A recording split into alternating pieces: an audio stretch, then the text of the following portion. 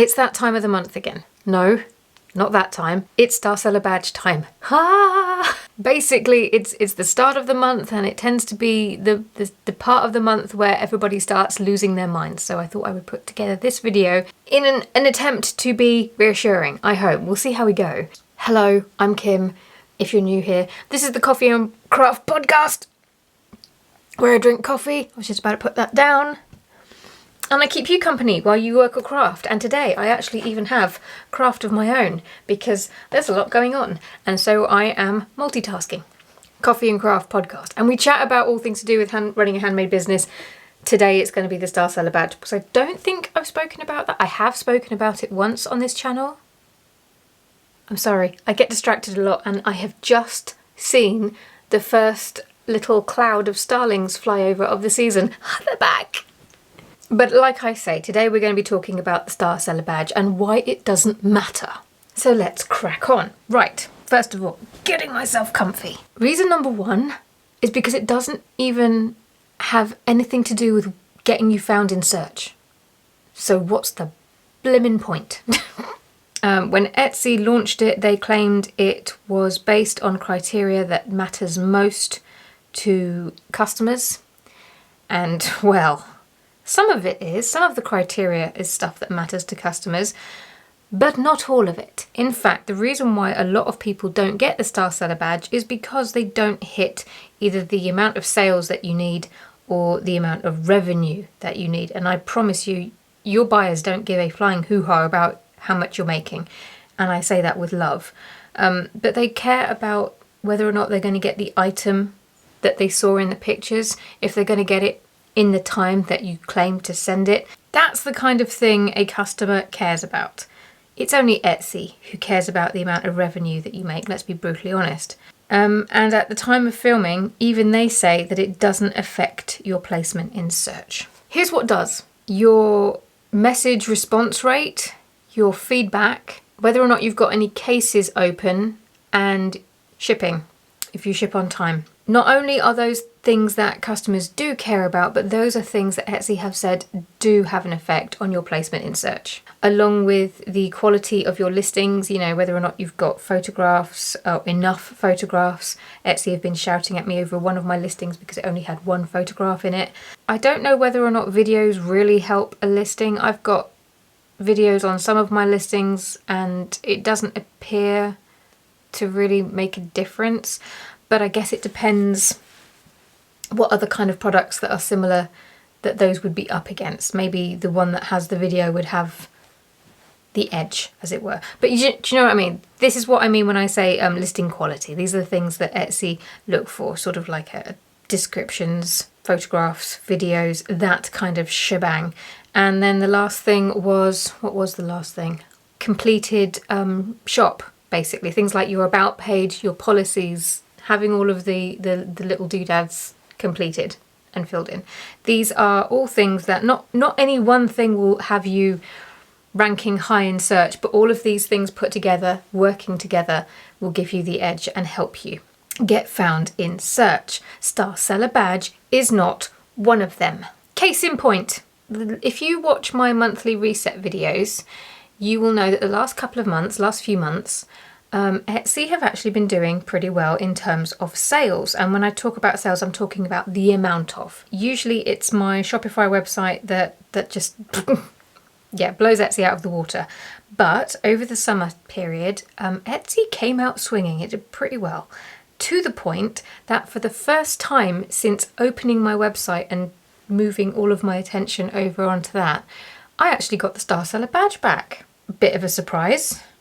But I got the Star Seller Badge and the orders and the things without having it, if that makes sense. So I did well at a period where I didn't have the Star Seller Badge. That's the point that I'm trying to make. And over October, the month that I've had the Star Seller Badge, sales have gone back to what they were previously. A bit rubbish.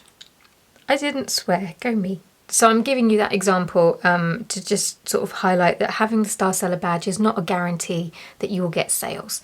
And if you don't have the Star Seller Badge, you can still do bloody well. It all comes down to your products and how in demand they are, and if you're selling them on the right platform, because Etsy is not the best platform to sell everything. So that's the first thing that I wanted to cover in this video, just highlighting that, at least at the time of filming, it doesn't affect you in search. So if you don't have the Star Seller badge, you don't need to panic, because you still have as much chance as anybody else, providing you're doing everything else right. And the other thing that I wanted to talk about a little bit more, I've kind of alluded to it, is that buyers don't prioritize badges, which honestly is probably why it's not used for search purposes, because it's not something that buyers prioritize, as I say. And what is the job of any algorithm if not to follow buyer behavior? This is why I say you should never optimize your shop for the algorithm. You should optimize it for people. If you're following the algorithm, you're 2 steps behind. The algorithm is following the buyers. So if you also try to follow the buyers, you're actually going to find yourself more in line with the algorithm naturally than if you were to be trying to chase the algorithm, which is then trying to chase the buyers, if you see what I mean. You got to kind of switch your mindset a little bit there. Anywho, yes, buyers don't prioritize badges.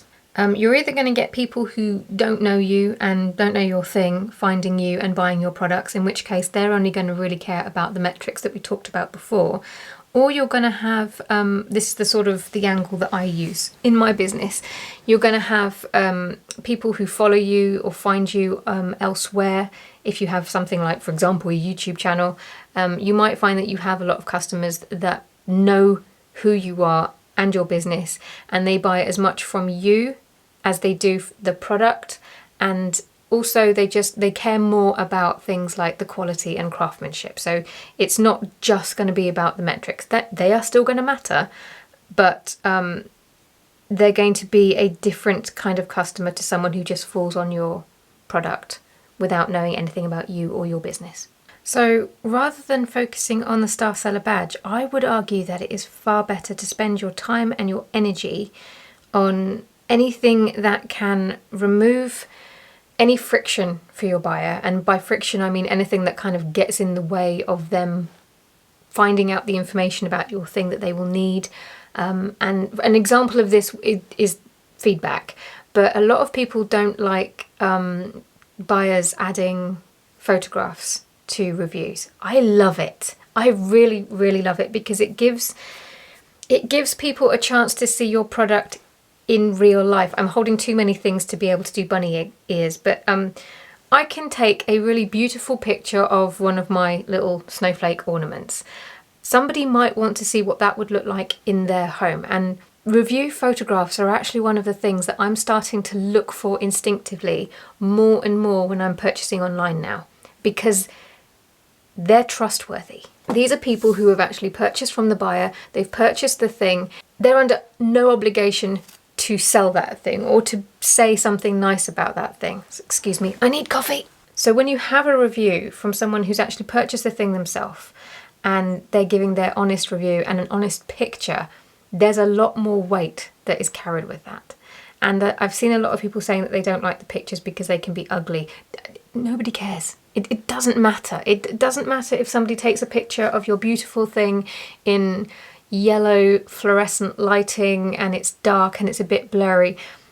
It shows that they have received that thing, and you can still tell if it's the same thing from the pictures that you're putting up in your listing, or if it's ever so slightly different. They can tell if they're getting the thing or the Temu version. You know what I mean? Have you ever bought something online and it looked amazing in the pictures, and then what you get, you're like, what? This is the fever dream version, where's the actual version? That kind of thing. It's one of these things that even I feel like I need to lean more into, encouraging people to leave photographs. And if they do, it is literally just going to be getting their camera and a quick picture, because nobody has the time to do anything more than that. I do try to leave photographs with my reviews. I don't always get the time, or sometimes I'll take a really nice picture and I'll think this will do really, really well to go with the review that I want to leave for this product that I bought.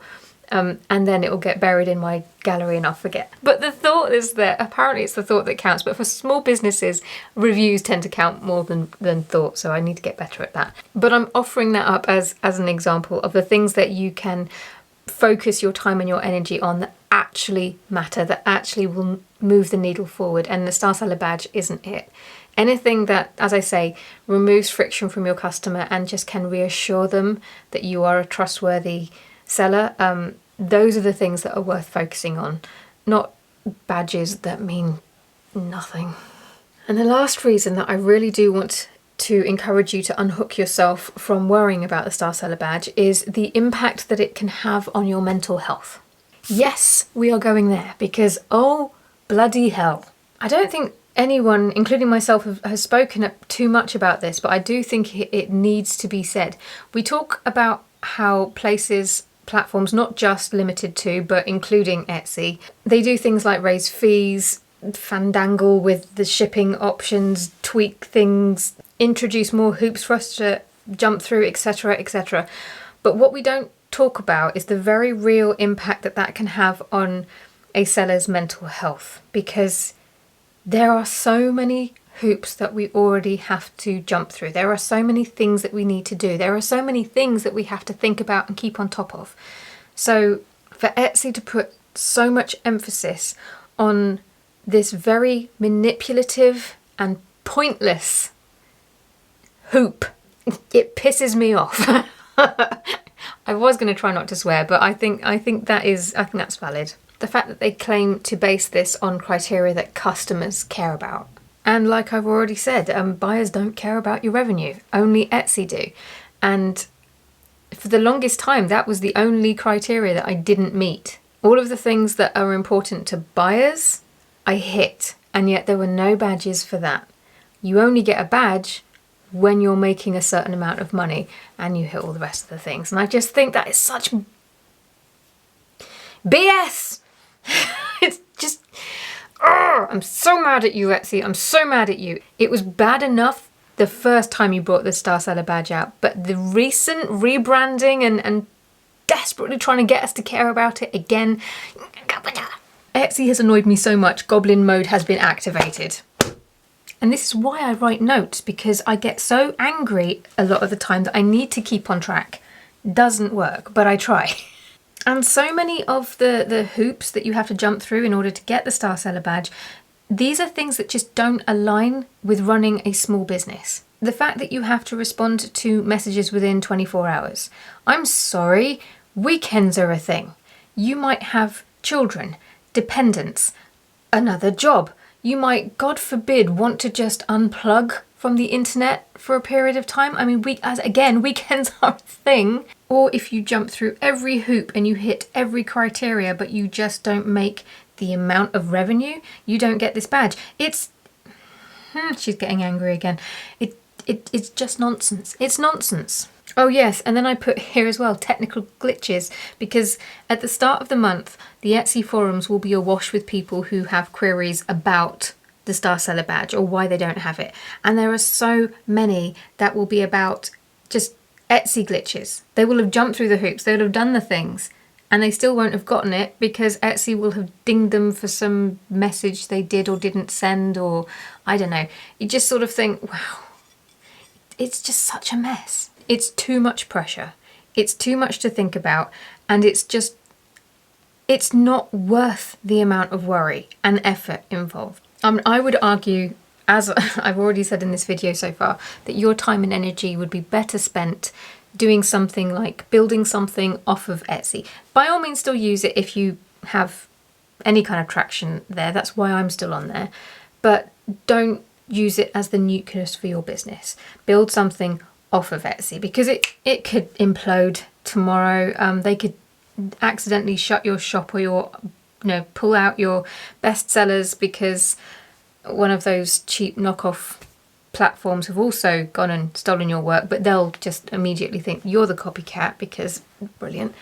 It could go at any time, so you need to be building something off of Etsy. It doesn't have to be a website. That's the one that I chose, and it's the one that I would recommend because I think it will really help you future-proof your business. However, not all of you will be there yet. Not all of you will want a website, and that is perfectly fine. But there are other options. I made a video last week where I was talking about some of the alternatives. I didn't cover all of them because I don't know all of them. But even the comment section was brilliant because people suggested things that I hadn't mentioned. There were things like, there were some UK-based platforms, the names of which I've forgotten. Ko-fi was another one. Ko-fi? Ko-fi. K-O-F-I. Ko-fi. Ko-fi. There are other platforms is my point. So yes, the whole purpose of this video is to invite you to release yourself from Etsy's chokehold. Chokehold. Oh, fuck. Let's try that again. To release yourself from Etsy's chokehold.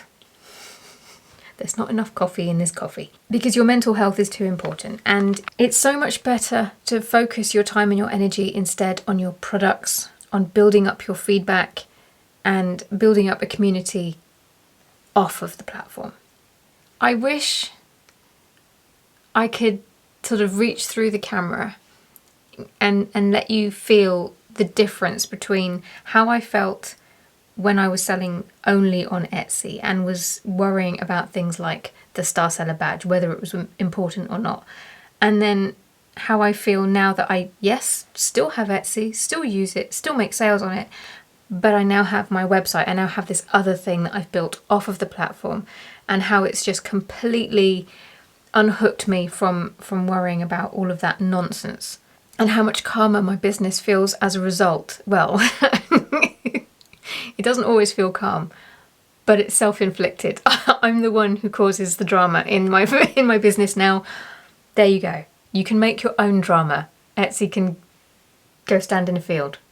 Now, those were not the words I was going to say, but I have sworn enough in this video already. But it is so important, not just for your mental health, although that is reason enough, but reducing that pressure allows you to focus on your creativity and on building that work-life balance and your business as well. It's just, Star Seller badge doesn't matter.